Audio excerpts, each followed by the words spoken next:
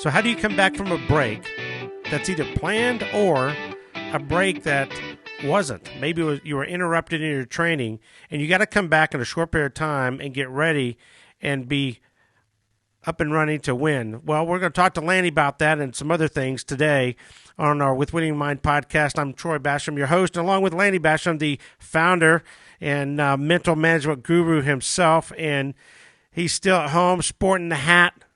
So how's the well, people don't know you had some sort of skin thing on your forehead you were taking care of. Is that going all right? Oh, it's over. It's okay. You can now, the sunshine can shine on you now. Oh, I can go outside now. So it's a little dermatology issue, some kind of precancer things that old people get, and so I've treated it. So I'm good to go. Well, I wanted to tackle this. This subject came up several times in the last couple of months, and so I figured, well, what better way to tackle it than talk to you about this on the channel, and that is, we have people that are in individual sports that we work with. Most of the clients I work with are in individual proactive sports. I know you work with a lot of people that are in individual proactive sports. And for those who are watching that don't know what we're talking about, it's simply think about golf, think about your shooting sports like skeet or archery and rifle shooting, which is our background.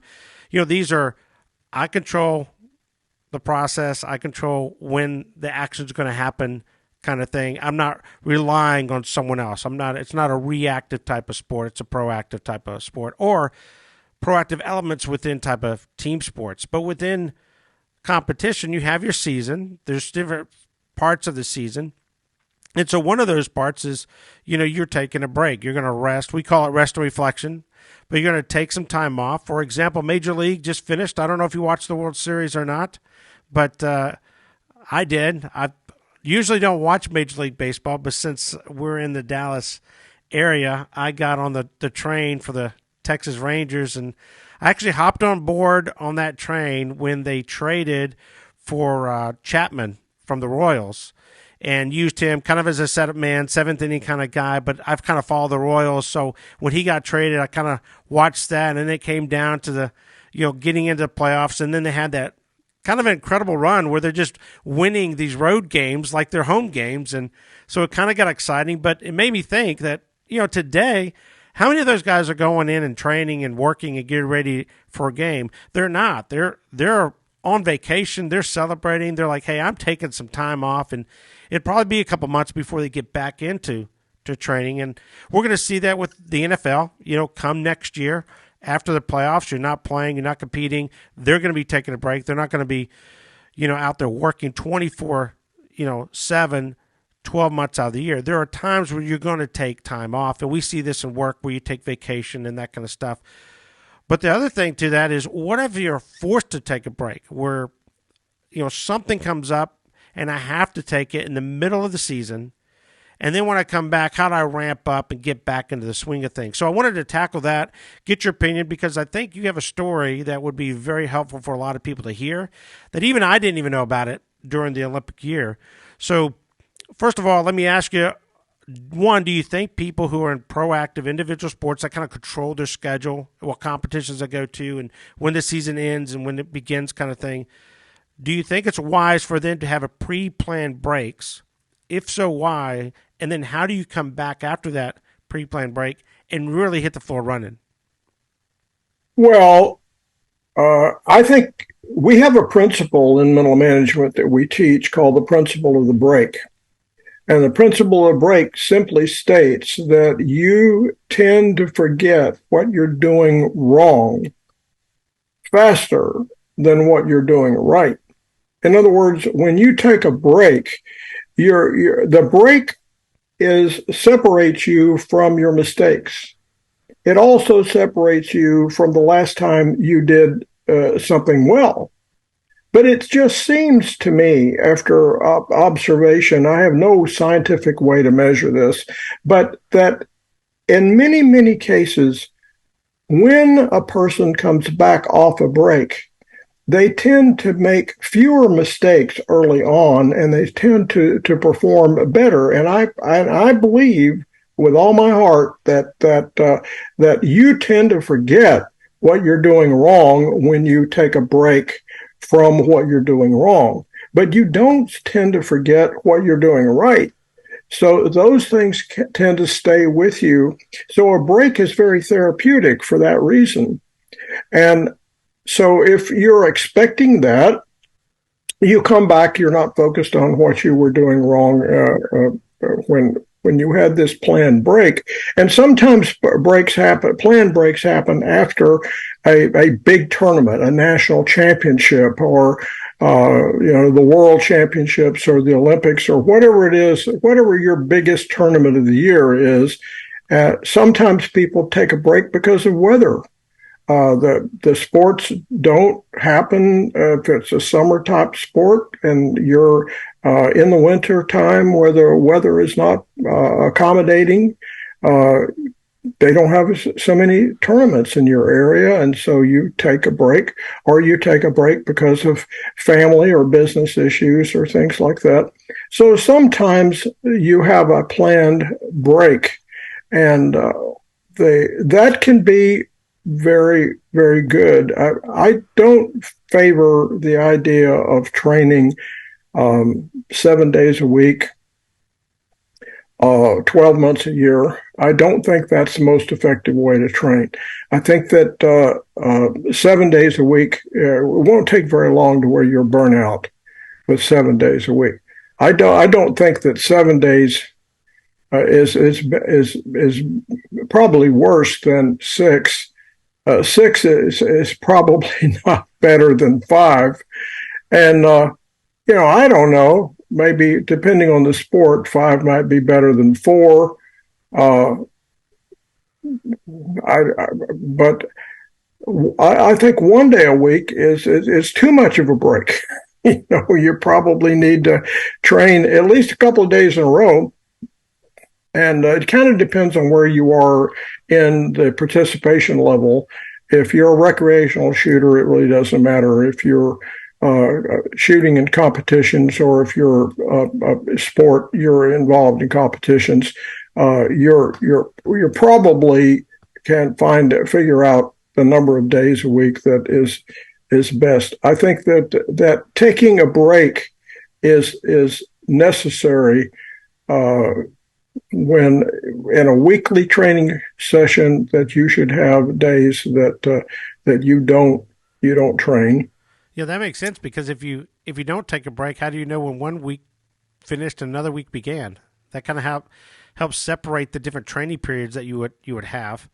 And I know in team sports, a lot of it is already pre-programmed for you. So if you compete on the weekend, typically if you got a Saturday game, we're taking Sunday off. We get back to work on Monday, evaluate some film, look at some things, work on conditioning, work on some skills, work on a game plan for the next weekend. And, there's a structure to that. So the purpose is already structured in that. But when it comes to individual sports, it sounds like you're suggesting you kind of need to know what the appropriate time. Is it one day? Do you need 2 days? And I know you've always been on us when we were at the international shooting school that you ran for years. You were like, look, we're going to train 5 days in a row, take 2 days off, 5 days in a row, take 2 days off. And it just kind of became a normal pattern. But it sounds like there was a plan that you had within that to make sure that we didn't overtrain. Is that where you're going? Yeah, I think that you had normally, if we didn't have a weekend tournament that we traveled to, we probably would go to the range every day. But you got to understand that my students were not working a job, and so they were there pretty much with, maybe they were in school, and so they had to go to school. Some of them were college students, and so they had to go to classes, but they could still train every day, 5 days a week. We didn't train on the weekends. If we had a tournament, normally we wouldn't train on Monday. That we give them a day off, and they could always take a day off if they wanted to. But one of the things that we tried to do in our training schedule was to have time for record days because we weren't going to tournaments every weekend. But a record day is when you simulate a tournament by shooting a course of fire that is like a tournament, but you do it on your home range, against the other people at the club. And that I think that's an effective way to know where you are and to give you some match experience. We did that at the marksmanship unit. We did a record day. Most Fridays, we would have we'd shoot for score and we'd turn in those scores. We called it record day, and but we normally, if we had a tournament on the weekend, we got a couple of days off the next week, so that we could take care of family issues. And you want to stay, you want to you want to stay a little bit balanced, and in your there are other parts of your life. But for sure, there are times in the year when you're not going to compete at all. You're not going to train at all. And when you come back off of that break, uh, what you do first is dependent upon what you did last when you stopped training. Because if you are doing it correctly, you are keeping a journal and you know where you were when you stopped training, what you were working on and what was important to you. And you begin with a review of what your journal entry says. Now, if you don't keep a journal, you have no idea. You have to rely on your memory. Well, I don't know, but I don't think anybody's memory is as good as documentation. Speaking of having some documentation. And so if you have some documentation, then what you need to do before you actually start training is you need to set up a training plan for the next year. And just the idea of setting up a training plan is a subject for another time, because it takes some time to develop that. But what is very important is that you set up a training plan for this after a scheduled break. Yeah, and that's something that can be repeated from one season to the next. But what happens when an athlete has to take a break within that season? So we're talking about Olympic sports, kind of year round. Like in rifle shooting, it's a summer sport because we shoot outside in one of the events, but in the wintertime we shoot indoor competitions. But there are times where right in the middle of the season I'm forced to take time off, whether it's an injury or I have to go somewhere. Heck, you were in the military. The military is really good about telling you where to go. And sometimes they tell you where to go and it's not where you want to go. They're like, well, what? Yeah, you got to do 6 weeks of training or 4 months of training, and it's right in the middle of the season, and you're often doing some sort of training. So when you come back and it's not planned or scheduled, what's the difference with that, and how did you personally handle that to get when you came back? It's not like you took time to ramp up and be competitive. When you came back, you were competitive right off the bat. But what did you do when you got back from the time you went and competed? That little time, how did you ramp up, get your mind right to where it was like, okay, and these other guys you're competing with, they're still training and competing, and you're out there, maybe 3 months of training because the military says, hey, you have to go do this, and this is when you're going to do it, and you come back and you're like, okay, I got a short plan here. How did you do that? Because I'm sure there's a lot of people watching that are in the same boat from time to time. Well, what happened to me was that my first 3 years in the Army, after officers basic, which is a 6-week course that everybody takes when they enter the military, you take a 6-week course. Say, this is what the Army is all about. Here's what you need to know. But immediately after that 6 weeks, I was assigned to the Army marksmanship unit, and I was there for about 3 years. And at the end of that 3-year period, they stopped me from shooting and they made me a company commander. And for the next 2 years, uh, I had I had no opportunity to shoot for the next 2 years.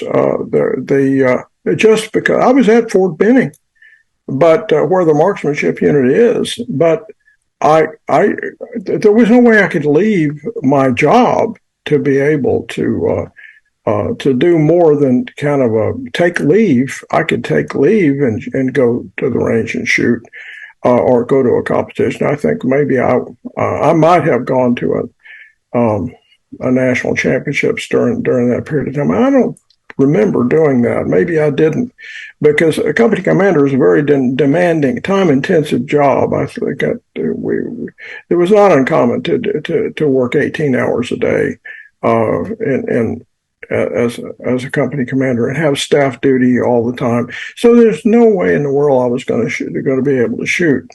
But they did let me back right before the World Championships in 1974. I was able to join the unit back in the marksmanship unit about 6 months before the World Championships in 1974.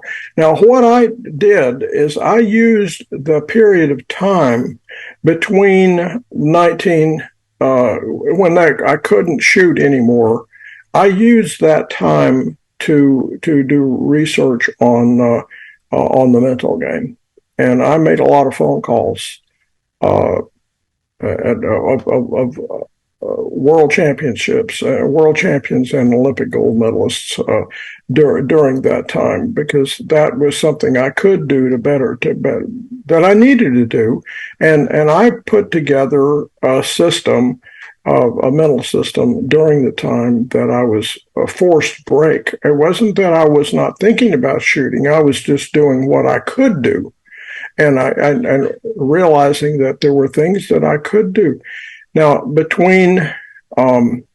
I go back to the marksmanship unit right before the World Championships in '74, and I've got a mental management system now, and I've learned some things from my investigation, and that proved to be very valuable, because starting in 1974, I began to win at the World Championships, and won 3 world titles at the World Championships.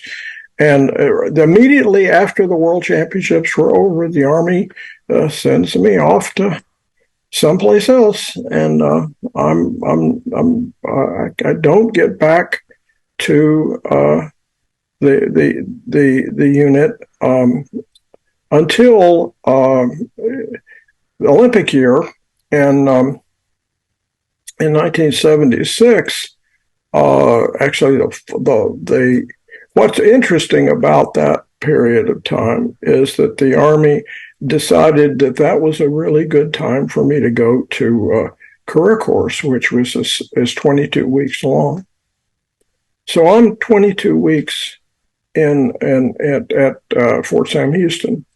No 50-meter range in Fort Sam Houston, but there are indoor ranges in there, and I got the keys to an indoor range, and that's when I started getting up early in the morning and going to the range and shooting from like 2 to 5 in the morning, and then coming back and going to my classes, and then come home from the class and have dinner with my family, go to bed early and get up early and go train indoors. And I was able to train indoors in preparation for the Olympics, but it wasn't really a break, but it was definitely forced me to change the way I trained, and it was fortunate for me to be able to do that. Now, between 1976 and after the Olympics, I won the Olympics in '76. Between 1976 and '78, The Army has me at a place where there was no indoor range to shoot. There was no outdoor range to shoot. And so during that period of time, in 2 years, I went to a range, any range, 6 times in 2 years. I took leave, and three of those times were to win the national championships in 1977, and three were to win the national championships in 1978. So I had no training on the range in 2 years and still won the national championships in the most competitive country in the world. And those Uh, 3 days are because it was a 3 day event. If for those three who are days. wondering, for those who are wondering, well, 3 times you went to the national championships once. No, he's talking about meaning 3 days he went because of the 3 day competition. 1 year, the following a 3 day competition, the next time. So there's two things I want to tackle with this story that you're sharing is one is when you came back to prepare for the Olympics and you had this period of time where you really couldn't go to the range and shoot like you wanted to. How did you prepare to ramp back up now that you have a 50-meter, range to train at? How did you set that up? Was there a progressive way that you were going to prepare to get back in to competition mode? Because it obviously worked because you went and won the Olympics later that year. So what are the things you recommend people do in getting ready? If I took a break, I didn't have that. And then we'll seg back to another thing that I want to point out that you mentioned within that period where you were taking a break. But you come back to the unit, you have a chance to actually train. How do you break that down to get ready for, a regular season, so to speak? Well, to start with, depending on which time you're talking about, let's talk about Yeah, the any time period where you can't compete, you can't train. I can't go to the range. I physically can't do any training. Then I come back and I got a period of time where I got to be ready to compete, whether it's a few weeks or a few months, but I got to get ready. I know in different sports that we work with, like archery, for example, if you're forced to take a break, let's say injury or sickness, you can't just go and start shoot archery if you haven't been able to shoot for 2 months. You have to get physically in shape and you got to get muscles back to, you know, archery condition, for competition. So there's a little progression to where I got to get physically ready, then I got to get mentally ready, then I got to get match ready. How do you suggest people do that? yeah, I think it depends on whether or not you can dry fire at all. I mean, some of those periods of breaks, like the difference between 76 and 78, that break where I couldn't go to a range, uh, I dry fired 4 nights a week. And explain what dry firing is, because I know we have a lot of Okay. people that aren't shooters that watch our channel, and for a golfer out there or a tennis player, they're probably thinking, "What the heck is he talking about?" Okay, dry firing is when you're simulating shooting. I would suit up. I had a bedroom and I had a a dot on the wall that I could aim at. That when I looked through the sights, it was about the same size as a 50-meter bullseye would be if I was shooting at 50 meters, and I would close the bolt and simulate a shot, dry fire a shot. Obviously, you're not going to shoot real bullets in the bedroom, but you can close the bolt and you can activate the trigger and you hear a click and there's no feedback in dry firing. You're just working on the they're your position refinement, and you can make a lot of progress in dry firing on refining your hold to make it slower, smaller, and it's not a waste of time. It keeps your muscles in condition and gives you an opportunity to train when you can't get to the range. And that's productive. Um, So it's similar it's to a it's golfer not hitting a ball in the necessarily net. it's not necessarily fun to do, but it has proven to be. It was the only thing I could do. It was something that I could do, and I did do because I wanted to win. Yeah, but jumping in right quick, it's similar to a golfer. I can't go out and train today. The weather's bad. I've got a net in my garage. I'm going to hit balls in a net. It's similar to that. And then in archery, they do something called blank bell, where they're shooting at a bell, usually closer distance. There's no target at the bell. But the reasons why it works, I think, is quite interesting. Your take on dry firing isn't just a technical purpose. Your take on dry firing and doing simulating dry practice, if you will, was also to protect and build the self image of the athlete, isn't it? Well, yeah, and what the interesting thing about the system that we teach is you can 100% simulate your mental process uh, with dry firing. I mean, you can. It's not easy to really do the reload when you have no shot to reload, but you can run a mental program. You can simulate the portions of the mental process that we teach uh, in dry firing.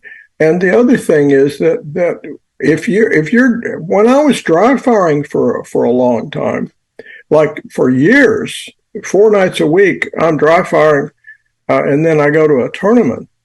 When's the last time I shot? I had a negative imprint of a bad shot Long time. a long time ago. And now today we have simulators that laser training systems. I didn't have that in my day, but today rifle shooters can purchase a laser training system that provides you with some feedback, which I would recommend doing that if you had a chance to do that. And there are simulators for golf, and there are simulators for shotgun, and a lot of sports. So you can make it more effective than when in my day. But I did what I had available to me because I wanted to win. That's the important thing, is that I think a lot of people say, well, I can't shoot, so I'm not going to do anything. Well, you're going to get beaten by the guy that doesn't have that attitude. And but he says, well, I can't shoot because the weather keeps me from doing it, but I'm going to go hit some balls. Or I'm going to go, I'm going to hit some balls in the net, or I'm going to dry fire, or I'm going to do what I can do. And I think that's an edge that the disciplined, passionate person has over the person that's not quite as dedicated. Yeah. So incorporating this type of training to where I'm not getting any results, I don't see a result. The reason why it works is, one, is because it allows me to focus on my technical skill without any negative feedback. And the reality is this can be quite boring over time. So how do you keep it from being boring and monotonous? Because when you were training for when you were in the bedroom, the story is that you had months and months where you were, 3 to 4 hours in the bedroom, dry firing, pretending to shoot. That had to have gotten kind of boring over time. So how do you make it more productive where it's not boring and really stay with it for that extended period of time, because it couldn't have been fun all the time? No, it was repetitive, and anything that's repetitive. Here's how I did it. Now, to start with, my father, when I was in college, told at the end in my first year in college, my goal was to be first team All American. And when after it was announced that the first and second team All American, the top 10 shooters in the country, collegiate shooters in the country, get the gold bullet, the first team All American, and the second 10 or second team All-American. And well, I ended up in the second team. I didn't end up in the first team. I was very disappointed that that didn't happen. And my father was my coach. He says, well, I took a look at your scores and your prone and standing scores would put you in first team, but your kneeling scores are what's hurting you. And I can fix your kneeling, but you won't do it. And I took that as a challenge. Oh yeah, well, what is it? What's the deal? He says, well, you need to not shoot at all over the summer. I mean, he knew I was going to summer school. He knew I had a job. He knew I was dating and so forth. He says the time that he says you should dry fire an hour a day kneeling all summer long, but you won't do that. Yeah, but you did. I thought, oh yeah, well, I'm going to prove you wrong, old man. I'm going to. So I was determined to show up my father that I did have the discipline. So he forced discipline upon me, and I'll be darned if I was going to even cheat 1 second of that hour. So no, it didn't matter. I chose a time when I was going to dry fire, and it was 60 minutes. So 66, I was in position. I had a stopwatch, and when got in position, I hit the stopwatch, and I dry fired until that stopwatch hit 60 minutes. And it didn't matter. And I did that right before I went to sleep at night. It didn't matter how late I came in from a date or what I was doing during the day or how tired I was. I was going to show him that I could do that. And so I go into that bedroom and I suit up and I would hit that stopwatch and cross out one more day.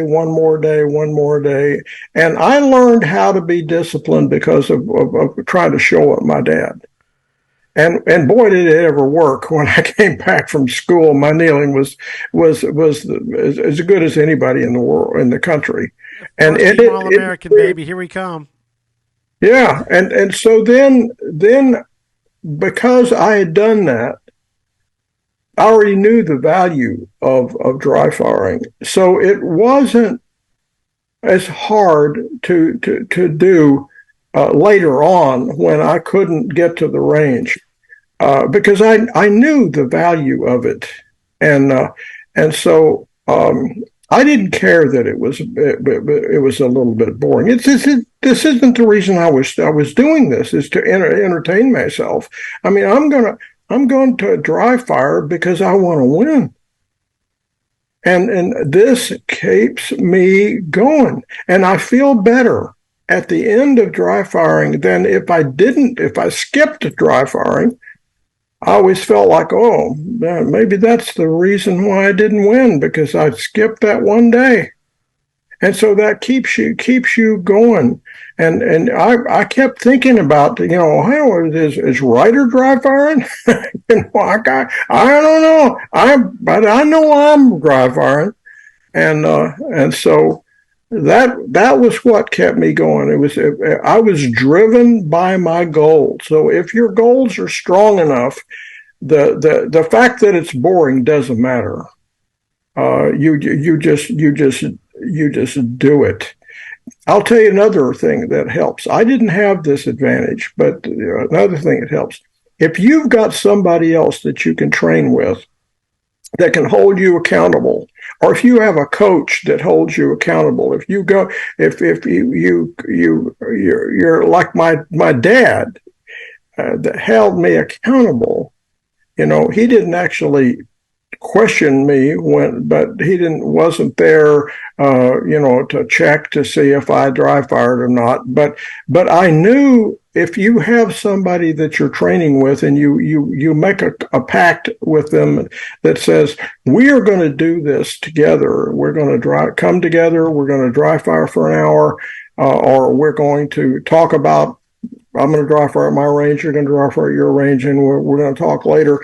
Some way to help hold you accountable. That can help.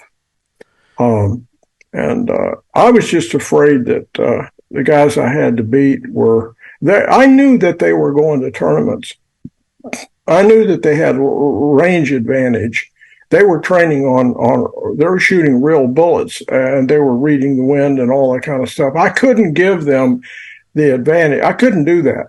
But I could do something that they probably weren't doing. I could dry fire and I mean, I learned how to shoot standing on par with Margaret Murdoch and Lona Swigger and Jack Ryder because of dry fire.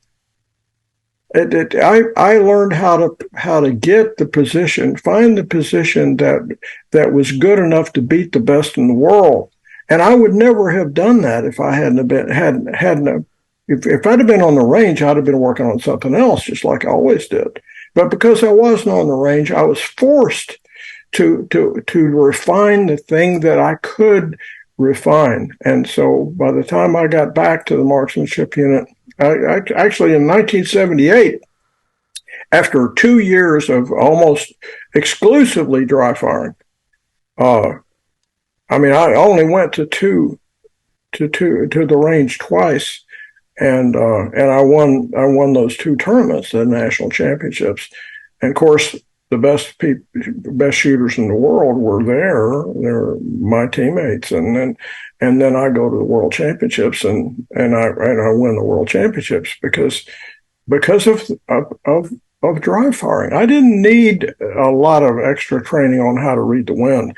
I didn't need. I needed what dry firing gave me.